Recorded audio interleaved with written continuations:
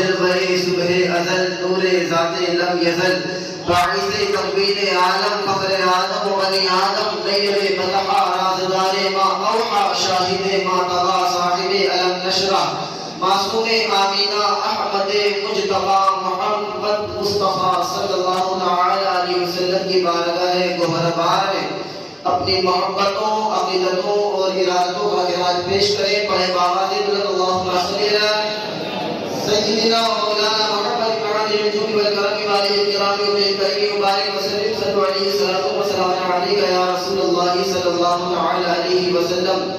غوث اعظم بغدے بے سر و ساما مدد قبلہ کی مدد کعبہ ایما مدد بغیر کعبے بلا افتادہ کشتی ضعیفان شکستہ رات پشتی بحق خواجہ عثمان ہارون مدد کن یا معین الدین چشتی. اللہم نور قلوبنا بتلاوت القرآن وزین اخلاقنا بالقرآن ونجنا من النار بالقرآن وادخلنا الجنت بالقرآن. حضرات محترم، اللہ کے رسول صلی اللہ علیہ وسلم کا فرمان عالی شان ہے کہ جو جتنا مرتبے والا ہوتا ہے، جو جتنا عظیم ہوتا ہے، اس کے لیے آزمائشیں بھی بڑی عظیم ہوا کرتی ہیں. یعنی سب سے بڑی آزمائشوں سے گزرنے والے انبیاء کرام علیہم الصلوۃ والتسلیم ہیں.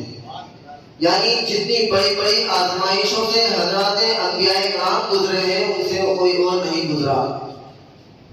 آپ سیرتیں اٹھا کر کے دیکھ لیں، کتابیں اٹھا کر کے دیکھ لیں، تاریخ کی کتابیں اٹھا کر کے دیکھ لیں کہ انبیاء کرام علیہم الصلوۃ والتسلیم سے اللہ تبارک و تعالیٰ نے کس قدر آزمائشیں دی ہیں. بڑی بڑی آزمائشیں. اگر وہ آزمائشیں اور وہ درد اور وہ تکلیف اگر کسی بڑے پہاڑ پر، دنیا کے کسی بڑے پہاڑ پر ڈال دی جائیں تو وہ بھی ان کا وزن نہیں جھیل سکتا، پہاڑ بھی. لیکن انبیاء کرام علیہم الصلوۃ والتسلیم کے ان کندھوں نے ایسی بڑی بڑی آزمائشوں کا بوجھ اپنے کندھوں پر سہا ہے، اور پھر اللہ نے ان کو وہ مقام بھی عطا فرمائے ہیں. اور پھر اس کے بعد جب نیچے چلے تو ان کے بعد صالحین کرام اور اولیاء کرام کا مرتبہ ہے کہ انہیں بھی اللہ تبارک و تعالیٰ نے ان کے مرتبہ کے مطابق انہیں بڑی بڑی آزمائشوں سے آزمایا ہے، بڑے بڑے امتحانات ان سے لیے ہیں. تو ہم دیکھ رہے ہیں اور ہم پڑھ رہے ہیں کتابوں میں کہ حضرت امام حسین رضی اللہ تعالیٰ عنہ آپ جس امتحان سے گزرے ہیں اور جو صبر آپ نے کیا ہے اور اس پر اللہ کا شکر بھی ادا کیا، تو اللہ نے آپ کو مقام عطا فرمایا ہے کہ رہتی دنیا تک کے ہر مومن، ہر مسلمان کی زبان پر امام حسین کا نعرہ رہے گا. کہ کیوں؟ وجہ یہ ہے کہ امام حسین نے وہ امتحان ادا کیا کربلا کے میدان میں جو کوئی ادا کر ہی نہیں سکتا ہے. حضرت امام حسین کا لوگ اس لیے نام لے رہے ہیں اور قیامت تک کے لیتے رہیں گے کیونکہ امام حسین نے وہ امتحان، وہ آزمائش اپنے لوگوں کو، اپنے ماننے والوں کو وہ سبق دیا ہے کہ اے ایمان والوں، اے میرے ماننے والوں، اے میرے نانا کے کلمہ پڑھنے والوں، اگر میرے نانا کے دین پر ذرا بھی آنچ آنے لگے تو یہ نہ دیکھنا کہ میرا چھوٹا سا بچہ ہے، میرا جوان بچہ ہے، میری بیٹی بچی ہے، میرا چھوٹا بچہ ہے، میرا خاندان مجھے دیکھنا ہے، میرے پریوار مجھے دیکھنا ہے. نہیں نہیں، سارے خاندان کو ایک طرف کر دینا. لیکن شریعت پر اگر آنچ آنے لگے تو تم شریعت کا جھنڈا اٹھائے رکھنا اور خاندان کو چھوڑ دینا. امام حسین یہ درس دے کر گئے ہیں رہتی دنیا تک کے اپنے غلاموں کو، اپنے ماننے والوں کو یہ درس دے دیا ہے کہ جب شریعت کی بات آ جائے، اسلام کی بات آ جائے، نماز کی بات آ جائے، روزے کی بات آ جائے، عبادات کی بات آ جائے تو ساری چیزوں کو چھوڑ دینا، اللہ کے احکامات کی پابندی کر لینا، اسلام کی پابندی کر لینا، اسلام کی عزت بچا لینا، اپنے گھر بار بنا دینا، اپنے نفس بنا دینا، اپنی ذات بنا دینا، سب کچھ قربان کرنے کی باری آ جائے کر دینا. لیکن نانا کے اسلام کو برباد ہونے نہ دینا، شریعت کو پامال نہ ہونے دینا، اسلام کو پامال نہ ہونے دینا. یہی تو امام حسین ہم سب کو درس دے کر گئے ہیں. یہی امام حسین کا درس ہے کہ انہوں نے اپنے جوان بچے، اپنا کنبہ، اپنا قبیلہ سب کچھ نچھاور کر دیا، نانا کے دین پر آنچ نہیں آنے دی. تو آج تو کیا رہتی دنیا تک القیامت تک کے لوگ امام حسین کا نعرہ لگاتے رہیں گے اور دلوں میں امام حسین بستے رہیں گے. اور آج ہم دیکھ رہے اپنے ماتھے کی نگاہوں سے کہ ہر گھر میں حسینی بچہ پیدا ہو رہا ہے. کوئی محمد حسین ہے, کوئی محمد غلام حسین ہے, تو کوئی ابو بکر حسین ہے, کوئی نہ جانے کتنے حسین ہے. آج ہر گھر میں حسین پیدا ہو رہے ہیں, انہیں بھی دنیا تک کے پیدا ہوتے رہیں گے. ہم نے اپنی زندگی کا محاسبہ کیا اور ہم نے اپنی زندگی میں کبھی یزید نامی شخص آج تک دیکھا ہی نہیں. جتنی عمر میری ہوئی ہے اور آپ لوگ یہاں بزرگ لوگ بیٹھے ہوئے ہیں, آپ ان کا تجربہ بتائیں کہ آپ نے کبھی یزیدی نامی شخص کا آپ نے اپنی زندگی میں دیکھا ہو تو دیکھا ہے. کسی شخص کا نام یزید ہو آپ نے سنا ہے کبھی؟ نہیں سنا ہوگا. کیوں؟ کہ وہ امام حسین نے مار دی ہے نا اسے, امام حسین نے گرایا ہے اسے. وہ ایسا گرایا تلوار کی مار نہیں, ایسا گرایا ہے, ایسا پکڑا ہے کہ قیامت تک کوئی یزید پیدا ہو ہی نہیں سکتا. لوگ تلوار کی مار کو کہتے ہیں کہ یہ مار ہوتی ہے, نہیں, امام حسین نے جو مار ماری ہے کہ کل قیامت تک کوئی یزید پیدا ہو ہی نہیں سکتا. اور ہر گھر میں امام حسین پیدا ہو رہے ہیں اور ایسی دنیا تک پیدا ہو رہے ہیں. یہی تو امام حسین کی چیز ہے, اور یہی امام حسین کی مار ہے. لوگ سمجھ ہی نہیں پائے کہ امام حسین تو گر گئے تھے, گردن کٹ گئی تھی, ہار گئے تھے. ارے ہارے نہیں تھے, عقل کے مارو تمہیں یہ بتانا چاہتا ہوں کہ امام حسین کا سر کٹ گیا تھا, اس کے باوجود بھی یزیدوں کے سروں سے اٹھ گیا امام حسین کا سر.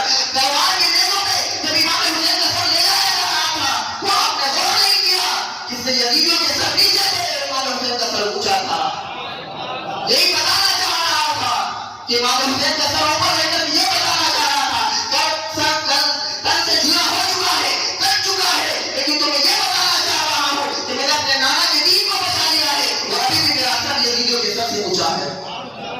یہ امام حسین نے لوگوں کو بتایا ہے. لوگ کہتے ہیں کہ امام حسین ہار گئے کربلا میں. ہارا تو یزید ہے کہ اب کہیں یزید نظر ہی نہیں آتا ہے, اور کل قیامت تک یزید آئے گا بھی نہیں نظر, کیونکہ امام حسین نے جب اسے مارا ہے اور گرایا ہے.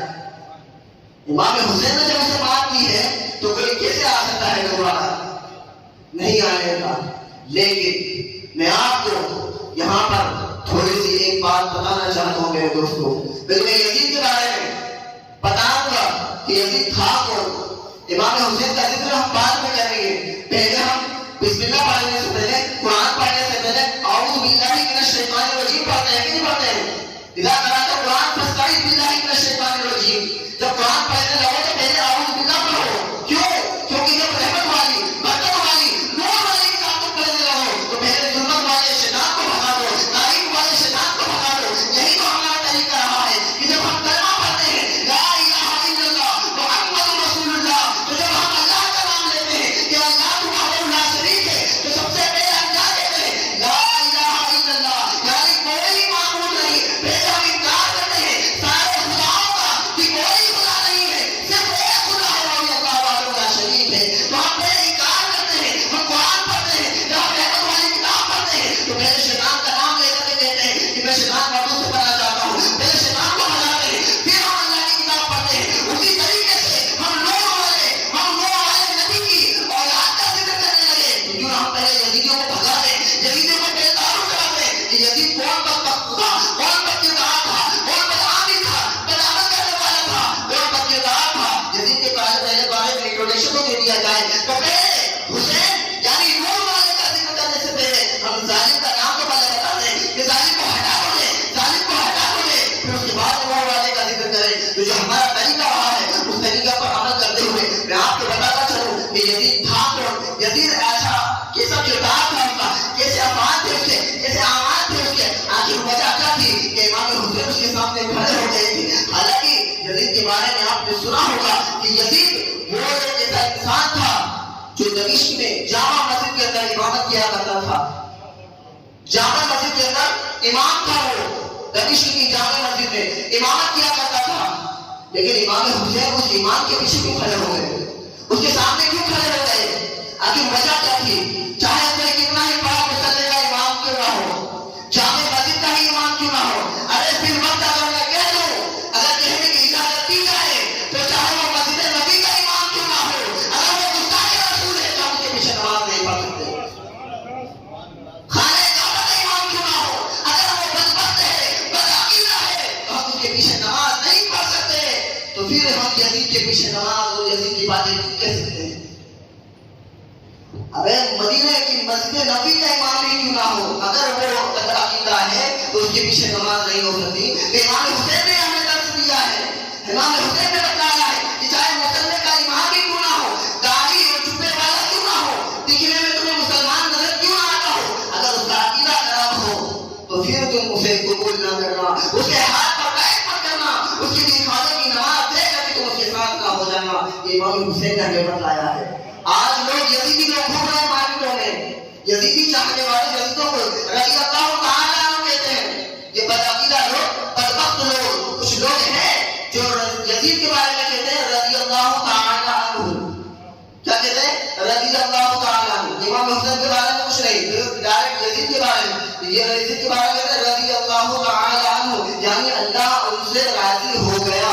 ہم صحابہ کرام کے نیچے لفظ استعمال کرتے ہیں، جملہ استعمال کرتے ہیں رضی اللہ تعالیٰ عنہ۔ یہ کچھ بدبخت لوگ یزید کے لیے کہتے ہیں رضی اللہ تعالیٰ عنہ، یزید تو مسلمان تھا، یزید کافر نہیں تھا، یزید ایمان والا تھا۔ یہ کچھ آج کل کے لوگ کہتے ہیں جو یزید کا کلمہ پڑھ رہے ہیں، یزید کی باتیں کر رہے ہیں اور مارکیٹوں میں لوگوں کو اپنی طرف کھینچ رہے ہیں کہ آؤ ہماری طرف آؤ، ہماری طرف آؤ۔ ان کا چہرہ آپ دیکھیں گے تو ان کی داڑھی پڑی پڑی ہے، ان کے چہرے پر، ان کے سر پر ٹوپیاں بھی ہیں، ان کے بدن پر لباس بھی اسلامی لباس ہے، ان کی نمازیں دیکھیں تو کثرت کے ساتھ نمازیں بھی پڑھتے ہیں۔ اب وہ لوگ مسلمانوں کو، سیدھے سادے مسلمانوں کو اپنی طرف کھینچنے کے لیے اپنی نمازیں دکھاتے ہیں، اپنا کوٹا دکھاتے ہیں، اپنا جھبا، اپنی ٹوپی، اپنی داڑھی، یہ سب کچھ دکھا کر کے سیدھے سادے مسلمانوں کو کھینچنے کی کوشش کرتے ہیں۔ لیکن میں آپ لوگوں کو بتانا چاہتا ہوں کہ امام حسین کے ماننے والوں، امام حسین کے غلاموں، تم ذرا سوچو تو صحیح کہ امام حسین نے یزید سے مقابلہ کیا تھا، جبکہ یزید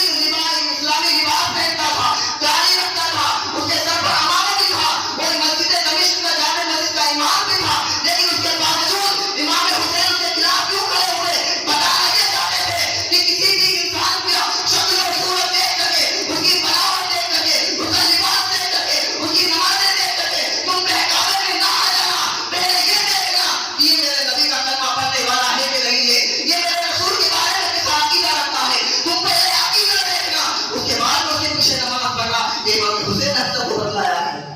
تو یزید، بتانا یہ چاہ رہا ہوں کہ یزید جامع مسجد دمشق کا امام تھا، اس کا لباس اسلامی لباس تھا، ٹوپی، داڑھی، سب کچھ لگتا تو مسلمان ہی تھا، لیکن اس کے باوجود امام حسین اس کے خلاف کھڑے ہوئے۔ کیوں؟ کیونکہ امام حسین اپنی آنکھوں سے یزید کو دیکھا تھا کہ وہ شراب پی رہا تھا۔ امام حسین اپنی ماتھے کی نگاہوں سے شراب پیتے ہوئے دیکھا۔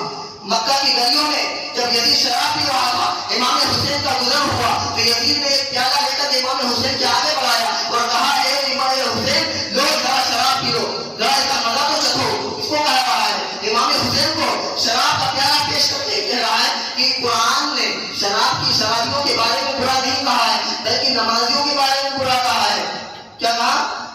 شرابیوں کے بارے میں قرآن میں برا نہیں ہے، بلکہ نمازیوں کے بارے میں برا ہے، تو تم شراب پیو۔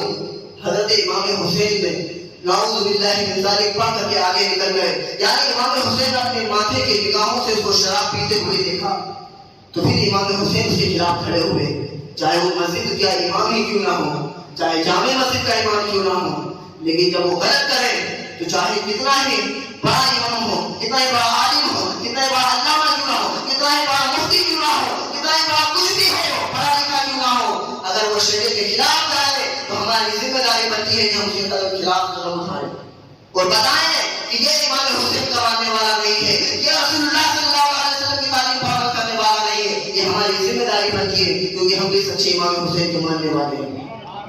اس طریقے سے یزید کے سامنے امام حسین ڈٹ گئے اور کھڑے ہو گئے تو ہمارا حق بنتا ہے امام حسین کے ماننے والوں کا کہ ہم بھی ایسے لوگوں کے سامنے ڈٹ کر کے کھڑے ہو جائیں اور بتا دیں کہ نہیں یہ غلط ہے، یہ صحیح ہے۔ ہماری ذمہ داری بنتی ہے اگر ہم واقعی امام حسین کے بات ماننے والے ہیں اور ان کے ماننے والے کے غلام ہیں تو ہماری ذمہ داری بنتی ہے کہ ہم اس طریقے کے کام انجام دیں۔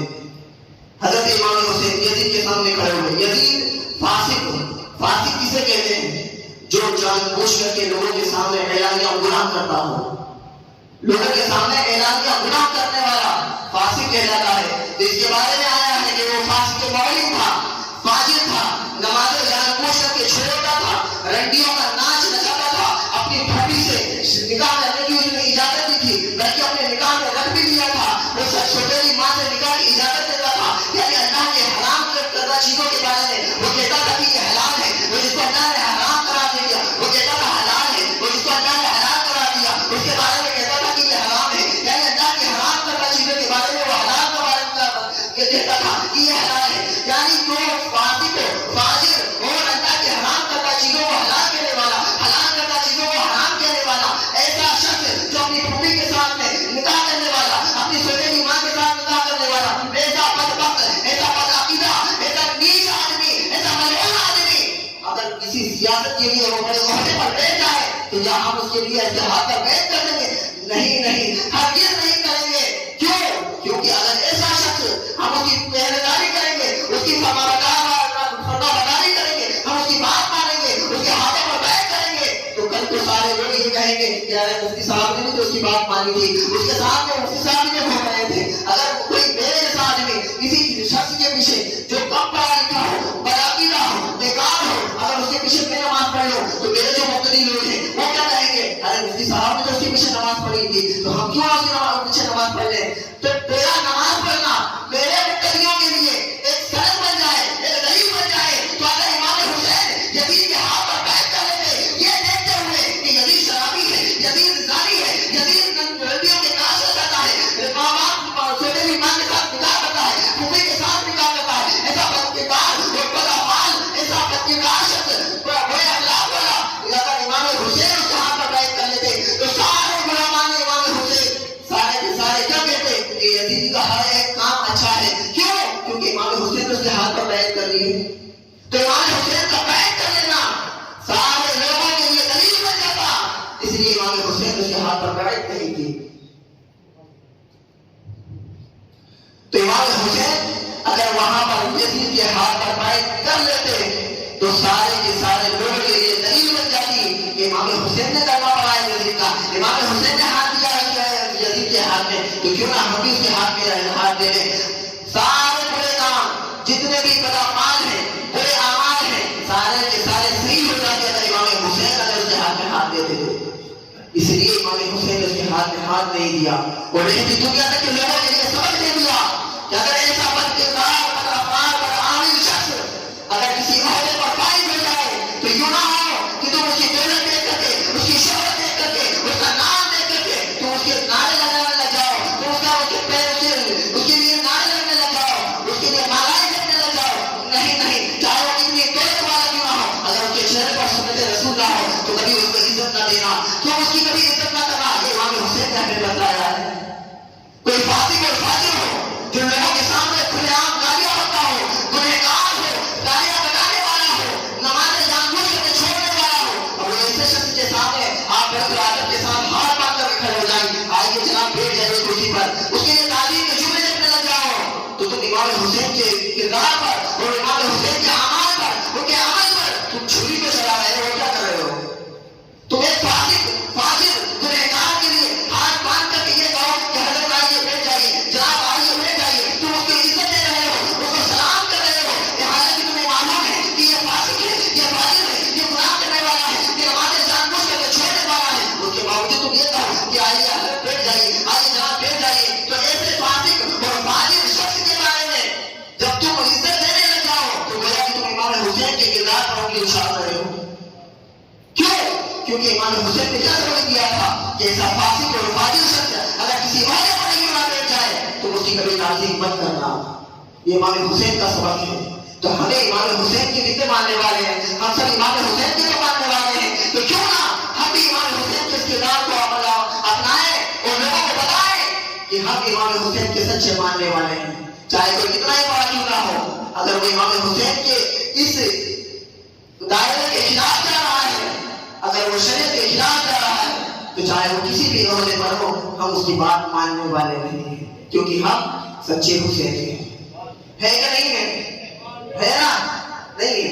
امام حسین کے کردار پر کوئی بھی نہیں حسین، مجھے معلوم ہے آپ لوگ صرف ڈی جے اور باجے پر ناچنے والے ہو، مسلمان سن کے حسین نہیں ہو، تم صرف ڈی جے اور باجے پر ناچتے ہو، نعرے کو لگاتے ہو، جب دھن بجتی ہے نا ڈی جے کی تب تمہاری آواز کرتی یا حسین یا حسین، جب ڈی جے نہ بجے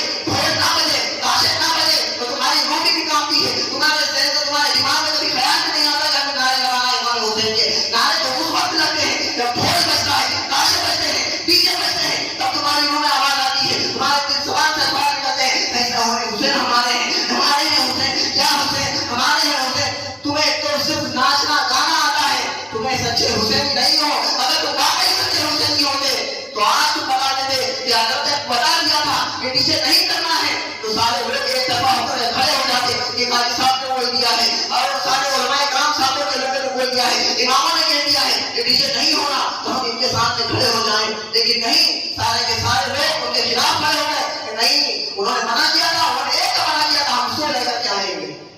یہ ہے صاحبوں کے سنی مسلمان، ڈیجے اور گانے پر ناچنے والے مسلمان ہیں. یہ مسجدیں ان کی خالی پڑی ہوئی ہیں، صرف دیکھو 5 وقت میں صرف ایک یا 2 سب نظر آتی ہے. یہ ہے امام حسین کے ماننے والے. کربلا میں امام حسین نے آخری وقت تک کے جب زمین پر گر چکے تھے امام حسین، تب بھی سجدے میں تھے، سر کٹا کر بھی سجدے میں تھے. جب امام حسین کا سر لے کر رکھا تو قرآن کی تلاوت ہو رہی تھی. یہ امت ہے جو امام حسین کا نام تو لگاتی ہے لیکن سال ہو گئے قرآن کھول کر کے نہیں دیکھا. ہم حسینی ہیں. کل قیامت کے دن پتہ چلے گا کہ قاتل سے دوستی اور مقتول سے یارانہ بھی.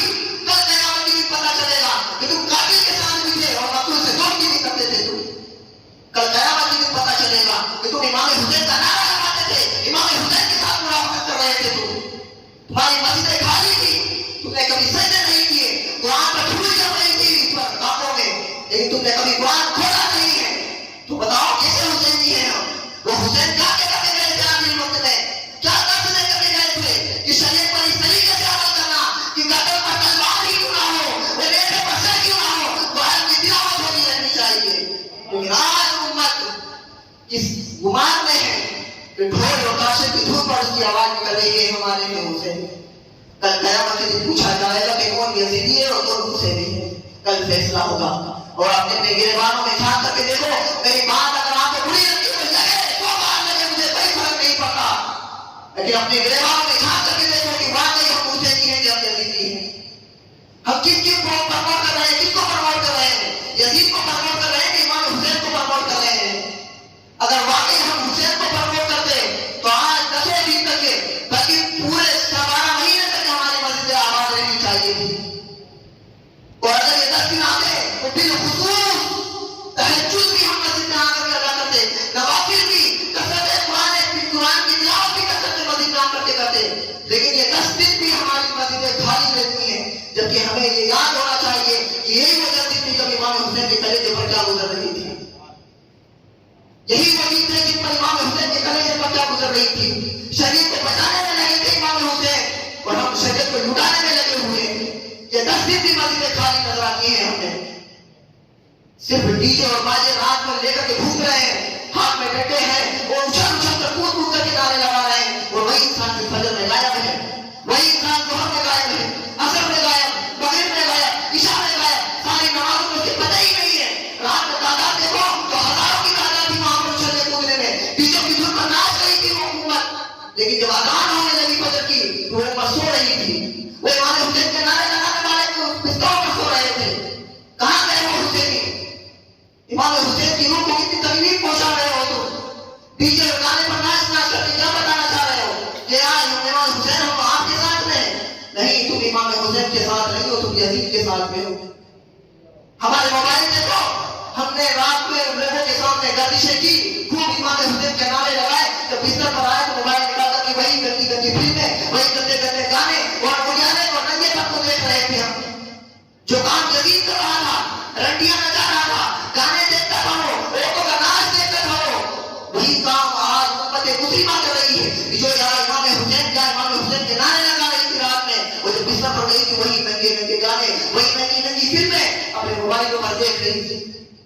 ایک طرف تو امام حسین کے نعرے لگائے اور پھر وہی کردار جو یزید نے ادا کیا تھا وہی کردار اپنے بستر پر ادا کر رہے تھے. بتاؤ تو صحیح کہ ہم امام حسین کے ماننے والے ہیں، ہم امام حسین کو پرموٹ کر رہے ہیں کہ یزید کو پرموٹ کر رہے تھے.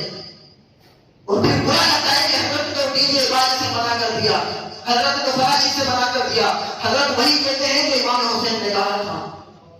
حضرت وہی کہتے ہیں جو شریعت کہتی ہے، جو قرآن اور حدیث کہتا ہے، وہی امام کہتا ہے، وہی آپ کے حافظ صاحب کہتے ہیں، وہی آپ کے عالم صاحب کہتے ہیں. میں اپنے گھر سے کوئی کر کے نہیں کہتا تم ڈیجے بناؤ بجاؤ تو میرا کیا نقصان ہے؟ اس میں کوئی نقصان نہیں ہے، میں بنا کہہ کر کے ہٹ جاؤں گا.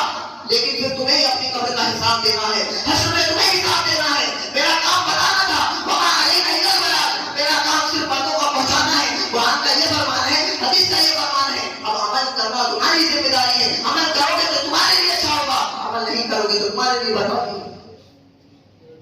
تو میرے دوستو ذرا گہری سوچ سے سوچو. 50,000 روپے، لاکھ روپے ڈیجوں پر برباد کر رہی ہے امت مسلمہ.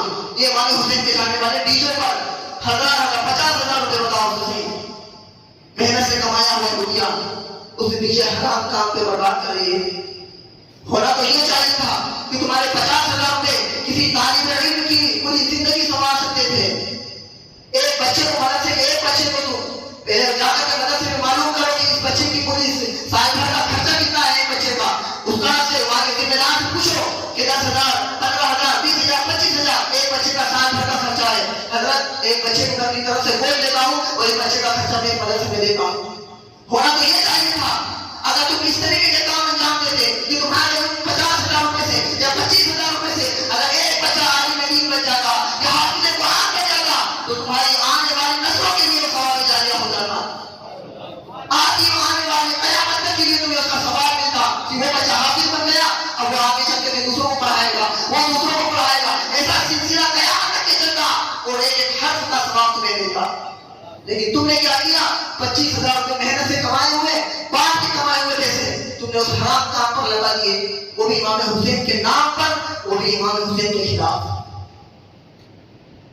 تو سوچو میری قوم کے لوگوں، میرے معاشرے کے لوگوں، سوچو اور غور و فکر کرو اس کے اندر. جن جن لوگوں نے بیان دے دیا ڈیجوں کا، جن جن لوگوں نے داشت کو دے دی ہے، بیان دے دی ہے کہ نہیں ہم کر کے رہیں گے، کر کے رہیں گے، تو پھر دیکھ لو. اگر سمجھانے کا کام ہے، اگر محبت سے سمجھ میں آتی ہے تو اس پر عمل کرو، اس چیز کو روک دو. اگر واقعی امام حسین کے ماننے والے ہو تو نماز کی پابندی کرو. آؤ مسجد میں پھول کر کے لگاؤ، پوری مسجد بھری ہونی چاہیے اور پتہ چلنا چاہیے کہ واقعی ہم امام حسین کے ماننے والے ہیں.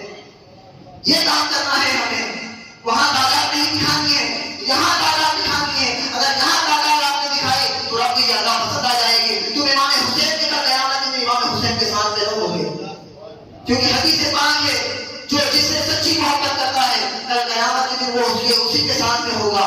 اگر تم چاہتے ہو کہ تمہارا حشر امام حسین کے ساتھ میں ہو تو پھر آ کر کے یہاں پر کھڑے ہو جاؤ، مسجدوں میں آ کر کے کھڑے ہو جاؤ، سجدے کرو، رکوع کرو، قیام کرو، قرآن کی تلاوتیں کرو اور بتاؤ کہ امام حسین نے شریعت کو بچانے کے لیے ان غلطیوں میں کیا کام کیے تھے. ہم بھی وہی کام کر رہے ہیں. حسینی کردار نبھا کر کے دکھاؤ، ادا کر کے دکھاؤ تو پتہ چلے گا کہ ہم حسینی ہیں. ورنہ قاتل سے دوستی اور مقتول سے یارانہ بھی ایسا کام نہیں ہونا چاہیے میرے دوستو. وآخر دعوانا الحمدللہ رب العالمین. اگر میری بات بری لگی ہو تو میں چاہتا ہوں کہ آپ کو بری لگے اور بری لگنے کے بعد آپ اس پر عمل کرنے لگ جائیں انشاءاللہ. اللہ کی بارگاہ میں دعا ہے کہ مولا تبارک و تعالی ہماری اس بھٹکی ہوئی امت کو صحیح راستے پر چلنے کی توفیق عطا فرمائے. سبحان اللہ. یہ